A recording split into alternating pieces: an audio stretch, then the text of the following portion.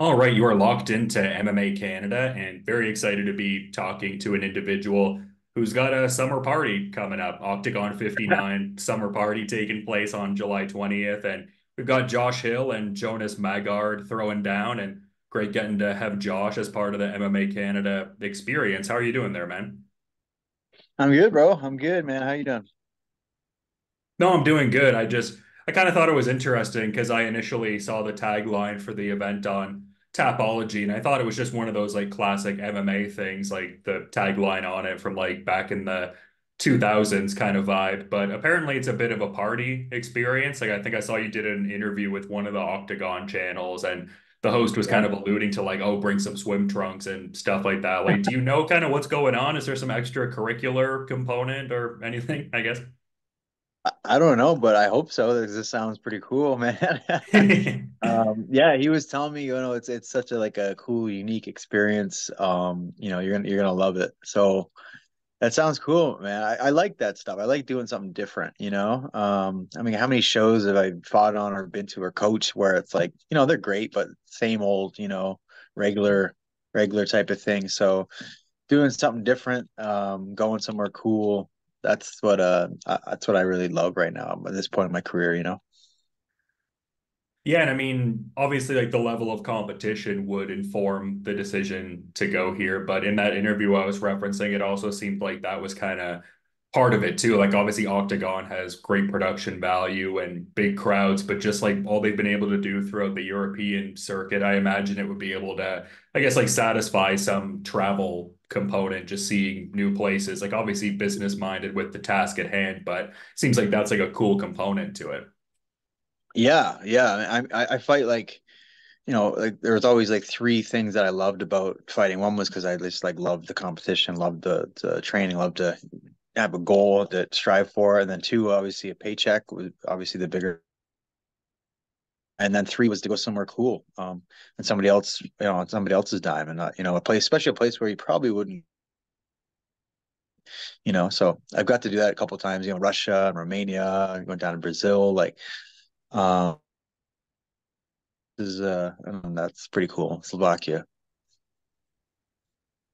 Yeah, and you mentioned Russia, like that kind of seems to tie into the broader picture overall, because I understand you were supposed to fight in Octagon after a stint fighting in Russia circa 2019. Yeah. And it seems like the platform has only gotten that much bigger since then. So did it all kind of work out in its own way? Like it seems like it came in like a very ideal time, just all circumstances considered and all. Yeah. I was gonna fight for them. I wanted to fight for them years ago, and then yeah, I was fighting with in Russia, and then I can't exactly remember what happened. I think I got injured, and then I went to go back, and then just things didn't time or line up, and then I ended up get signing with Bellator, and I've been with them the last 4 years, right? So, and then yeah, that was the time. So yeah, I'm happy I got to do it. It was always a organization that I looked at and I thought they were doing something cool over there. So yeah, I'm excited. Yeah, for sure. A lot of great things coming up, and not to sidebar too much to it, but I saw you'd had that post where you were talking about like, oh, I guess all that PFL talk about, bringing the Bellator fighters over after the purchase was kind of just talk. Like, was there a certain level of relief to kind of getting that clarity and being able to pursue free agency? Like, it's obviously worked out now, but like, what was that whole timeline like from, I guess, PFL acquiring Bellator to where you're at now, readying for the Octagon debut? It was a pain in the ass, man, and a piss off because if once they got bought, they should have just said, okay, this is the guys we're keeping, this is the guys we're releasing. You know what I mean? Um, and they didn't do that. That the one guy Don Davis just bullshitted saying everybody's coming over all this, and that wasn't true. They just slowly they said that to look good and save face, but they just kind of slowly started chipping guys away. And I know a number of fighters that got released, and me being one of them. So yeah, I understand it from a business sense. Like, okay, they bought the company, they can't obviously afford to pay all these people. They can't give everybody fights in time, so they have to release guys, right? Probably guys that were making good money too, right? They got to just try and free up some money for the roster. So I understand it from a business decision. I'm also 37 years old. I'm not like a 25-year-old up and comer. Like I'm established, right? So I get it, but just should have done it. Give us time. We probably wasted months just sitting on the sidelines waiting to see what was going to happen, and hopes to be fighting because that's what they said, just to be released. So that's what pissed me off, not so much the actual release.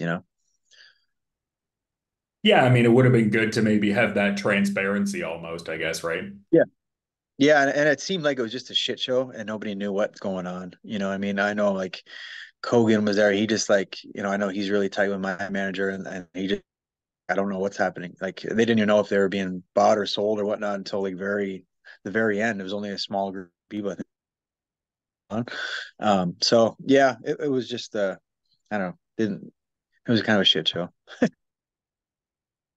Well, I mean, like you said, I mean, doesn't seem like an altogether uncommon experience through that whole thread. I mean, like I feel like one of the more public cases was, Gegard Mousasi's contractual kind of roadblock that happened there. So, yeah, kind of Yeah. unfortunate, man. But I mean, yeah, I think I'd seen you in a brief kind of way at the Unified event in Toronto, and there was kind of part of me that wanted to ask about what was going on, but I think I had kind of got the inclination that something like this was already happening. So, I mean, great to see that the Oktagon deal worked out. Like, when did that kind of come into the picture and everything? It took a while. I just was, saying to my manager, like I just said, I'd love to fight for Octagon being one of them, on the top of the list. I was like, I'll fight really for whoever I can go, like, Risen or One or Octagon or whatever. So, or like, slide me back into a PFL tournament because I saw they were doing that too, and they're doing that Africa one. I don't know. I'm just saying, give me something. I need to fight.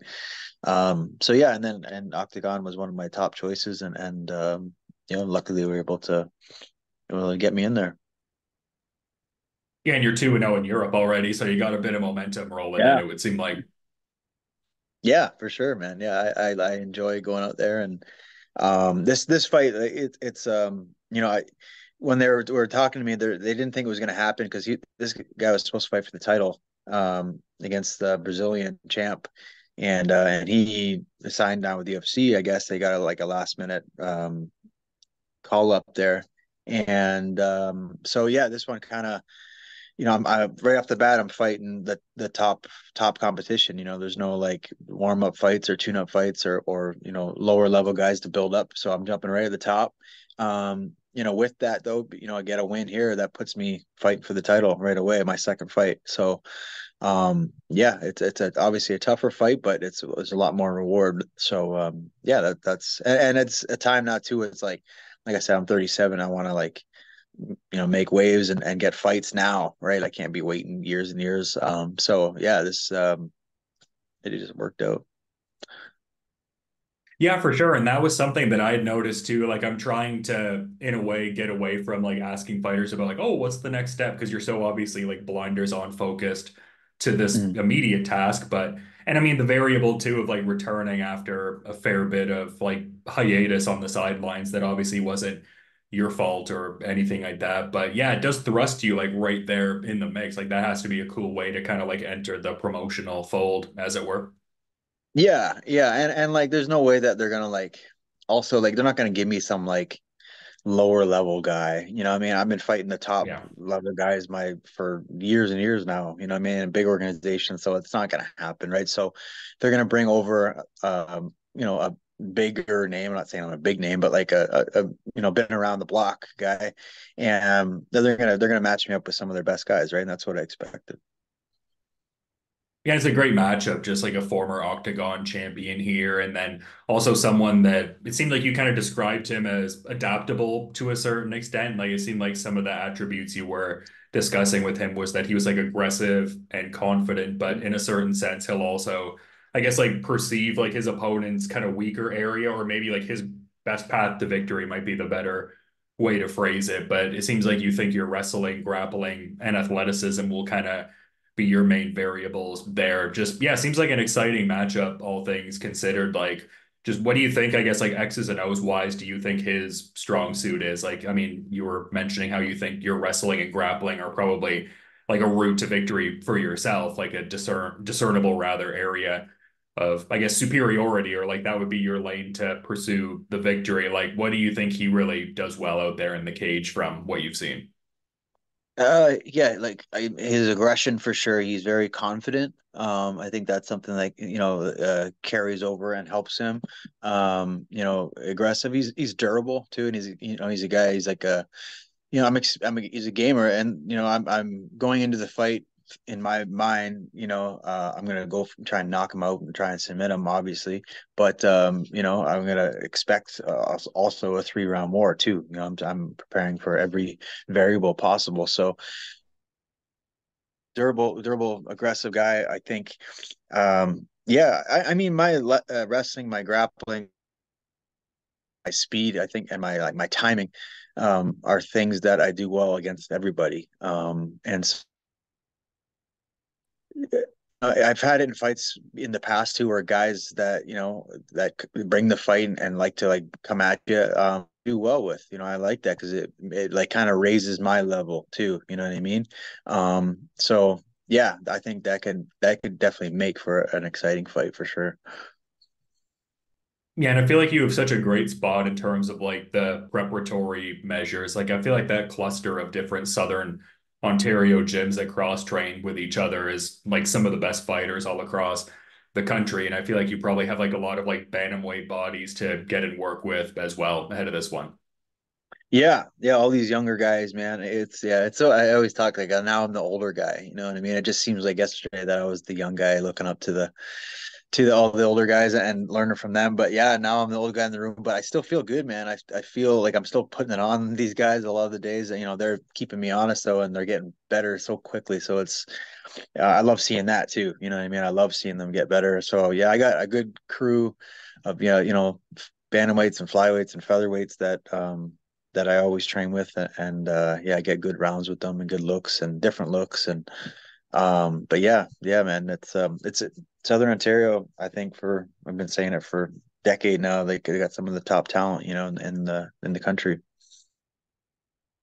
Yeah, it's interesting. I kind of had like a similar conversation with Aaron Jeffrey one of the last times we were talking, like just in the sense of it doesn't seem like all that gradual, or like rather, I mean, maybe rather it is gradual, just like this idea of like, oh, I was the guy kind of like gleaning information from like the veteran fighters, and now I'm kind of like the guy people are asking different questions to. Like, are you, I mean, it seems like you'd be right in that certain pocket though, of like, having like the fight IQ and like that certain, I guess, temperament that comes with being in the game for a bit. But it also seems like you've been able to like maintain the body large in part and everything like that. So it would seem like kind of like that perfect confluence of that and just this new promotional opportunity, I imagine, is really giving you a certain, I mean, obviously always driven anyway, but just gives you like that certain, I guess, goal or series of goals thereafter, I suppose.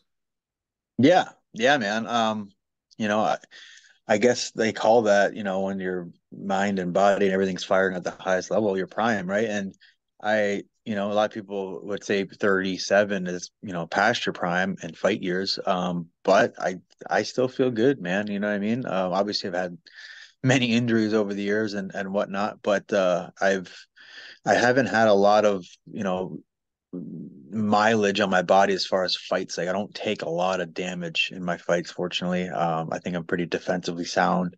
You never just see me going out there reckless and wild and just, swinging and hoping for the best. I'm always pretty tactical and cerebral in there. And you know, um, I try to hurt and not be hurt. You know what I mean? And I think that's been one of the keys to my longevity too. There's a lot of the guys that I started with are, I'm one of the last Mohicans out here fighting because a lot of them are retired or, coaching now or, just out of the game completely. I always said like I remember when I first started fighting, I was like 23. They're like, "Oh, how old do you think you'll be?" And I was like, "Oh, I'll probably retire like 35." So I passed that already. But I definitely said before, I don't want to be fighting in my 40s. You know what I mean? So uh, I want to enjoy these next little this stint here and try to make the most of it and the best of it and have fun and um, maximize my time on the back nine, right? So I just want to really capitalize and have fun, because eventually it'll be gone. And you always want what you don't have anymore. And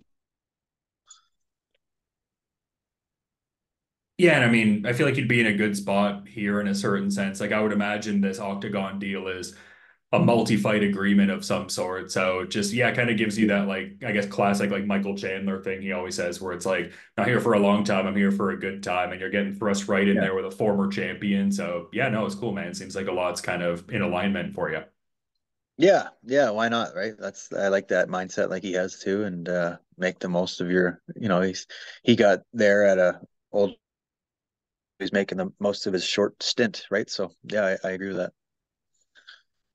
And this is kind of a random one, not necessarily in perfect alignment with like MMA related stuff we're talking about. But in some of our past conversations, I'd kind of reference like some of the chats with Shayna Baszler and the Tough 18 house, like the, pro wrestling chats and stuff like that. And she's, performed on that Bloodsport stage that Josh Barnett promotes and stuff like that. It's like kind of like a fun sort of mix of both. Like it's like a worked kind of pro wrestling oriented thing, but in much more of like an MMA kind of vein. I feel like you would be good at something like that. Like I know you've had the prior pro wrestling match before. Like, is that something that would ever interest you rather if like Josh Barnett hit you up and was like, oh, hey, you want to do like a blood sport match, like come in and take down the ropes and see what's going on. Like, I guess a kind of a two-parter. Like, would you be interested, and are you kind of familiar with that platform at all? So I've heard about it. I heard people talking about it on an interview, but I don't know a lot about it. I didn't get to watch it or see it yet. But it sounds kind of cool. And as far as the wrestling goes, I mean, it'd be fun. It'd be cool for sure. It was fun when I did it. I mean, but more. I mean, I don't know how they're doing it now, but like more so, like I was always, unless you're a high flyer, like a Mysterio or something like that.